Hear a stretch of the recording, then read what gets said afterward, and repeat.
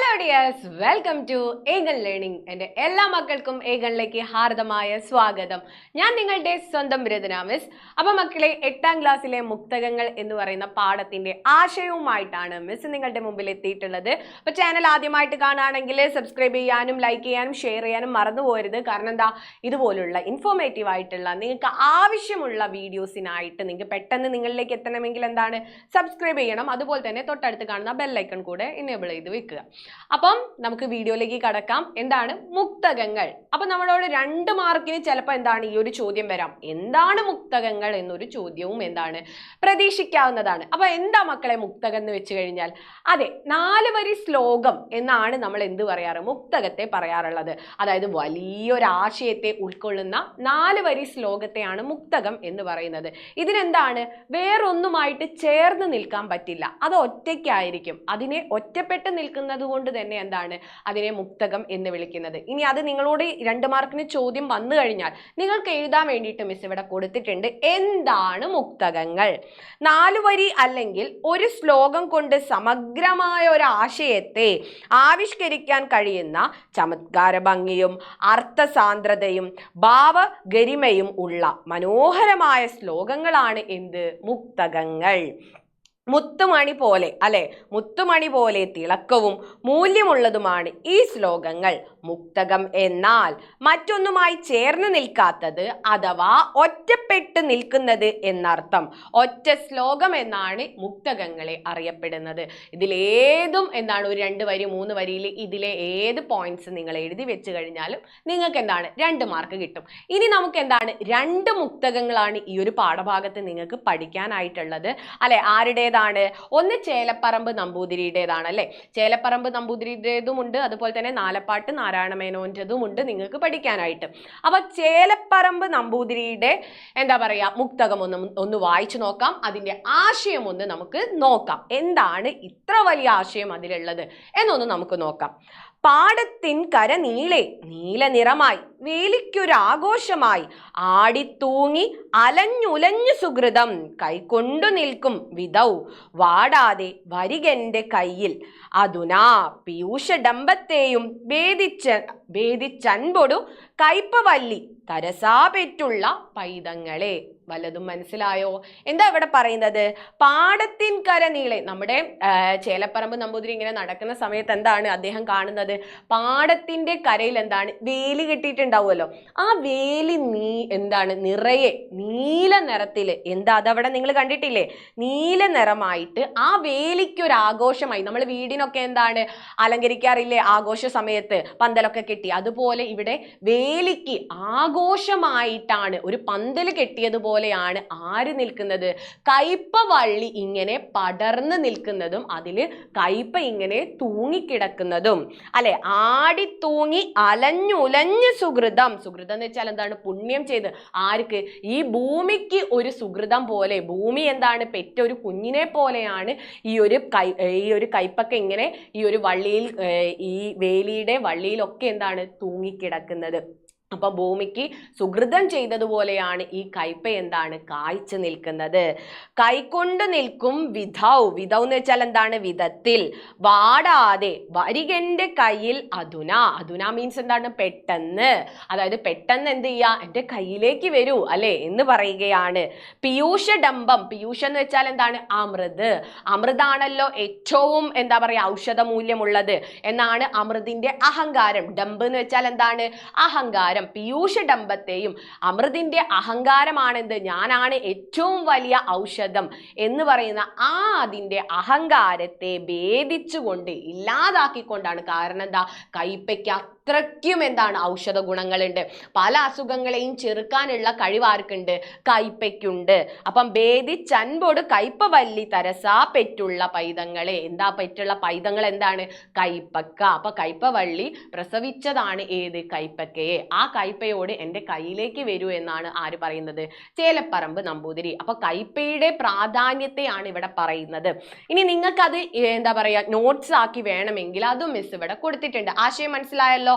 അപ്പം ഈ എന്താ പറയാ പാടത്തിന്റെ വേലിയിലൂടെ അല്ലെ വള്ളികളായിട്ട് പടർന്ന് ആ വള്ളികളിൽ എന്താണ് തൂങ്ങി നിൽക്കുന്ന കൈപ്പയെ കുറിച്ചാണ് ഈ ഒരു പാഠഭാഗത്തിൽ പറയുന്നത്. അമൃതിനേക്കാൾ ഔഷധ മൂല്യമാണ് കൈപ്പയ്ക്കുള്ളത് എന്നുകൂടെ എന്താണ് ഈ ഒരു ഭാഗത്ത് പറയുന്നുണ്ട്. ഓക്കെ, ഇനി അതിന്റെ ആശയം ഒന്നുകൂടെ നോക്കാം. എഴുതുന്ന രീതിക്ക് നിങ്ങൾക്ക് എഴുതിയെടുക്കണമെങ്കിൽ മിസ് അത് ഇവിടെ കൊടുത്തിട്ടുണ്ട്, അതൊന്ന് വായിച്ചു നോക്കാം. ചേലപ്പറമ്പ് നമ്പൂതിരി രചിച്ചതാണ് ഈ മുക്തകം. പാടത്തിന്റെ കരയിലൂടെ കവി നടന്നു പോകുമ്പോൾ നെടുനീളെ നീല നിറത്തിൽ വേലിക്ക് ഒരു ആഘോഷമായി അലങ്കാരമായി നിൽക്കുകയാണ് ആര്? കയ്പവല്ലരി. ആടി ഉലഞ്ഞു തൂങ്ങി നിൽക്കുന്ന ഈ പാവയ്ക്കൂട്ടങ്ങൾ പ്രകൃതിയുടെ സുഹൃതമാണ്, അല്ലെ പ്രകൃതിയുടെ അനുഗ്രഹമാണ്, അല്ലെങ്കിൽ പ്രകൃതിക്ക് ഒരു വരദാനമാണ്.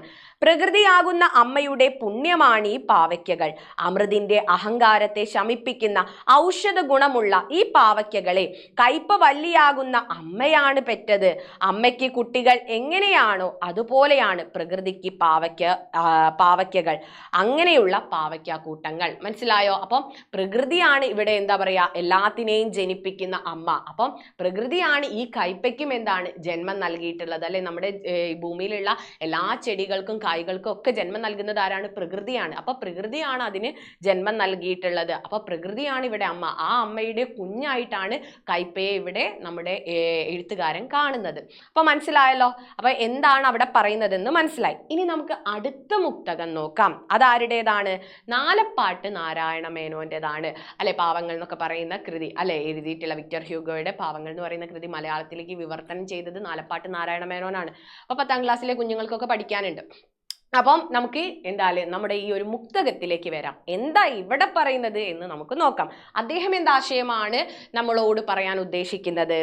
ആരാമത്തിൽ കുളിർ കൽത്തറയിൽ അരജർ വന്നാചരിക്കുന്ന ലീലോദാരൻ അർഗോപചാരാൽ വളരുമൊരു അഴകേറുന്ന പൂവല്ലി താനും ആരാരും നോക്കിയിടാതെ മതിലിൻ വിടവിൽ മുളച്ചുന്തി എത്തിച്ചു നോക്കാൻ പോരാ പാഴ്വള്ളി നീയും പുണരുമിന കരങ്ങൾക്കു തുല്യോത്സവങ്ങൾ. എന്താ ഇവിടെ പറയുന്നത്?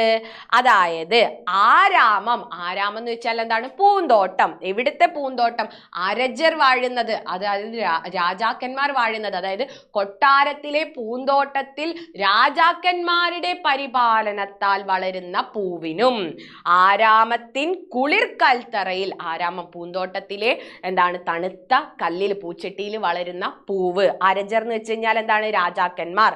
വന്നാചരി ലീലോധാരൻ അർഗോപചാരാൽ വളരുമൊരു അഴകേറുന്ന പൂവല്ലി താനും, ഇവരുടെയൊക്കെ പരിപാലനം ഏറ്റുകൊണ്ട് വളരുന്ന പൂവിനും, അതുപോലെ തന്നെ ആരാലും നോക്കിയിടാതെ, ആരും നോക്കാതെ, ഒരു പരിചരണവും കിട്ടാതെ മതിലിൻ വിടവിൽ മുളച്ചുന്തി എത്തിച്ചു നോക്കുന്ന, അല്ലെ അതായത് മതിലിന്റെ വിടവിൽ നമ്മൾ പോകുന്ന വഴിക്കൊക്കെ കണ്ടിട്ടില്ലേ ഏതെങ്കിലുമൊക്കെ മതിലിന്റെ വിടവിലൂടെ എന്താണ് എങ്ങനെയെങ്കിലും ഒന്ന് പുറത്തേക്ക് ഇങ്ങനെ എത്തി നോക്കുന്ന ചെറിയ ചെറിയ പൂച്ചെടികൾ ഉണ്ടാവും.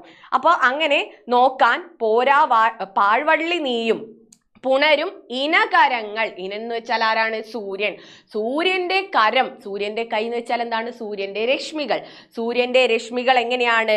രണ്ടു പേർക്കും തുല്യമായിട്ടാണ്, തുല്യോത്സവങ്ങൾ, രണ്ടു പേർക്കും പ്രകാശം നൽകുന്നത് ഒരുപോലെയാണ്.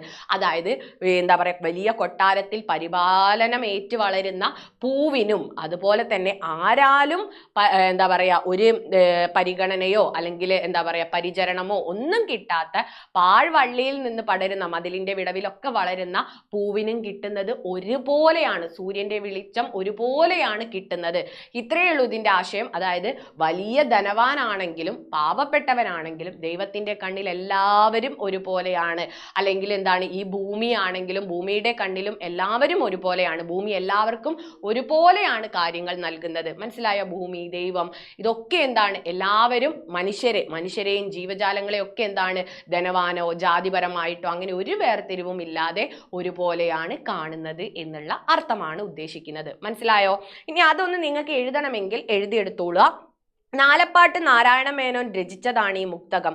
പൂന്തോട്ടത്തിലെ കുളിരാർന്ന കൽത്തറയിൽ രാജാക്കന്മാരുടെ ഉദാരവും അമൂല്യമായിട്ടുള്ള പരിപാലനവും ഏറ്റു വളരുന്ന അഴകേറിയ പൂച്ചെടിയെയും ആരും പരിപാലിക്കാനില്ലാതെ മതിലിന്റെ വിടവിലൂടെ മുളച്ചു പൊന്താൻ പണിപ്പെടുന്ന പാഴ്വള്ളിയെയും ആലിംഗനം ചെയ്യുന്ന സൂര്യന്റെ കരങ്ങൾക്ക് മുൻപിൽ രണ്ടുപേരും തുല്യരാണ്. ചെടികൾ എങ്ങനെ വളർന്നാലും എല്ലാം കാണുന്ന സൂര്യന് എല്ലാവരും തുല്യരാണ്. അല്ലെ, അവസ്ഥ വിലയിരുത്തി പ്രത്യേക പരിഗണന നൽകാതെ എല്ലാത്തിനെയും സമഭാവനയോടെ വേണം കാണാൻ എന്നൊരു സന്ദേശമാണ് ഇവിടെ നൽകുന്നത്. നമ്മളാണെങ്കിലും അങ്ങനെ ആയിരിക്കണം അല്ലെ. നമ്മുടെ സുഹൃത്തുക്കളാണെങ്കിലും നമുക്കുണ്ടാകുന്ന ബന്ധങ്ങളാണെങ്കിലും പണത്തിൻ്റെയോ അല്ലെങ്കിൽ മറ്റ് കാര്യങ്ങളുടെ പേരിൽ ഒന്നും നമ്മൾ വേർതിരിച്ച് കാണാതെ നല്ല മനുഷ്യരായി കണ്ട് എല്ലാവരെയും നമുക്ക് ഒരുപോലെ സ്നേഹിക്കാനും അല്ലെ അവരുടെ കൂടെ നിൽക്കാനും പറ്റണം എന്ന് പറയുന്ന ഒരു ആശയമാണ് ഇവിടെ പറയുന്നത്. അപ്പം നിങ്ങൾക്ക് ഏത് ആശയം വേണമെങ്കിലും ഇവിടെ ഉൾക്കൊള്ളിക്കാവുന്നതാണ്. നിങ്ങൾക്കും ഒരുപാട് ചിന്തകളും ആശയങ്ങളും ഒക്കെ ഇതിലൂടെ പോയിട്ടുണ്ടാകും. അപ്പം അതൊക്കെ നിങ്ങൾ കൂട്ടിച്ചേർത്ത് നല്ലൊരു നോട്ട് ഉണ്ടാക്കുക. അപ്പം എന്താണ് മുക്തകങ്ങളെന്നും ഈ രണ്ട് മുക്തകങ്ങളും നിങ്ങൾക്ക് മനസ്സിലായിട്ടുണ്ടാവുമെന്ന് വിചാരിക്കുന്നു. വീഡിയോ ഇഷ്ടപ്പെട്ടു കഴിഞ്ഞാൽ ലൈക്ക് ചെയ്യണം, ഷെയർ ചെയ്യണം. അതുപോലെ തന്നെ ഇനി വീഡിയോകൾക്കായിട്ട് ആ ബെല്ലൈക്കൺ കൂടി ഇനേബിൾ ചെയ്യുക. അപ്പം നമുക്ക് അടുത്ത വീഡിയോയിൽ കാണാം. അതുവരെ ബൈ.